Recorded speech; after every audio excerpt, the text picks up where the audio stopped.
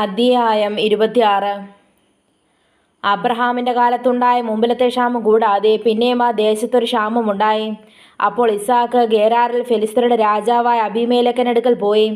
യഹോവ അവന് പ്രത്യക്ഷനായി അരുളി ചെയ്തത് എന്തെന്നാൽ, നീ മിസ്രൈമിലേക്ക് പോകരുത്, ഞാൻ നിന്നോട് കൽപ്പിക്കുന്ന ദേശത്ത് പാർക്ക, ഈ ദേശത്ത് താമസിക്കുക, ഞാൻ നിന്നോടുകൂടെ ഇരുന്ന് നിന്നെ അനുഗ്രഹിക്കും, നിനക്കും നിന്റെ സന്തതിക്കും ഈ ദേശമൊക്കെയും തരും, നിന്റെ പിതാവായ അബ്രഹാമിനോട് ഞാൻ ചെയ്ത സത്യം നിവർത്തിക്കും. അബ്രഹാമിൻ്റെ വാക്ക് കേട്ട് എൻ്റെ നിയോഗവും കൽപ്പനകളും ചട്ടങ്ങളും പ്രമാണങ്ങളും ആചരിച്ചതുകൊണ്ട് ഞാൻ നിന്റെ സന്തതിയെ ആകാശത്തിലെ നക്ഷത്രങ്ങളെപ്പോലെ വർദ്ധിപ്പിച്ച് നിന്റെ സന്തതിക്ക് ദേശമൊക്കെയും കൊടുക്കും. നിന്റെ സന്തതി മുഖാന്തരം ഭൂമിയിലെ സകല ജാതികളും അനുഗ്രഹിക്കപ്പെടും. അങ്ങനെ ഇസ്ഹാക്ക് ഗെരാറിൽ പാർത്തു. ആ സ്ഥലത്തെ ജനം അവൻ്റെ ഭാര്യയെക്കുറിച്ച് അവനോട് ചോദിച്ചു. അവൾ എൻ്റെ സഹോദരി എന്ന് അവൻ പറഞ്ഞു. റിബേക്ക സൗന്ദര്യമുള്ളവളാകൊണ്ട് ആ സ്ഥലത്തെ ജനം അവളുടെ നിമിത്തം തന്നെ കൊല്ലാതിരിക്കേണ്ടതിന് അവളെൻ്റെ ഭാര്യ എന്ന് പറവാൻ അവൻ ശങ്കിച്ചു. അവനവിടെ ഏറെക്കാലം പാർത്ത ശേഷം ഫെലിസ്ത്യരുടെ രാജാവ് അബീമേലെക്ക് കിളിവാതിൽക്കൽ കൂടി നോക്കി ഇസ്ഹാക്ക് തൻ്റെ ഭാര്യയായ റിബേക്കയോട് കൂടെ വിനോദിക്കുന്നത് കണ്ടു. അബീമേലെക്ക് ഇസ്ഹാക്കിനെ വിളിച്ചു.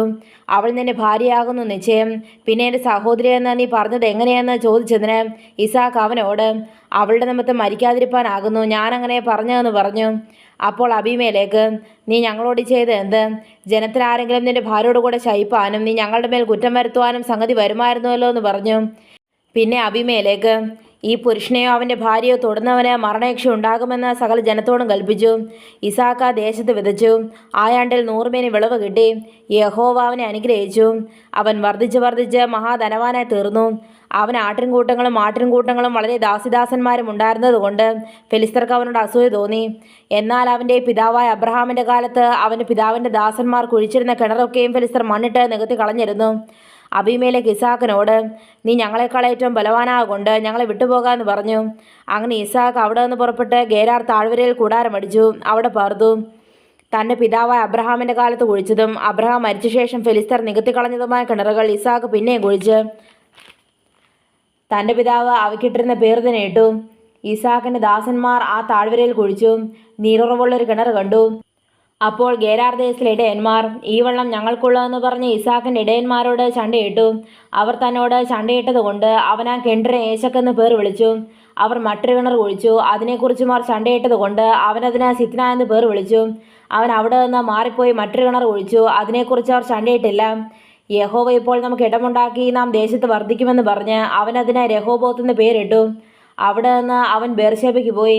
അന്ന് രാത്രി യഹോവ അവന് പ്രത്യക്ഷനായി. ഞാൻ നിന്റെ പിതാവായ അബ്രഹാമിൻ്റെ ദൈവമാകുന്നു, നീ ഭയപ്പെടേണ്ട, ഞാൻ നിന്നോടുകൂടെ ഉണ്ട്. എൻ്റെ ദാസനായ അബ്രഹാം നിമിത്തം ഞാൻ നിന്നെ അനുഗ്രഹിച്ച് നിന്റെ സന്തതിയെ വർദ്ധിപ്പിക്കുമെന്ന് അരുളി ചെയ്തു. അവിടെ അവനൊരു യാഗപീഠം പണിതു, യഹോവയുടെ നാമത്തിൽ ആരാധിച്ചു. അവിടെ തന്നെ കൂടാരമടിച്ചു.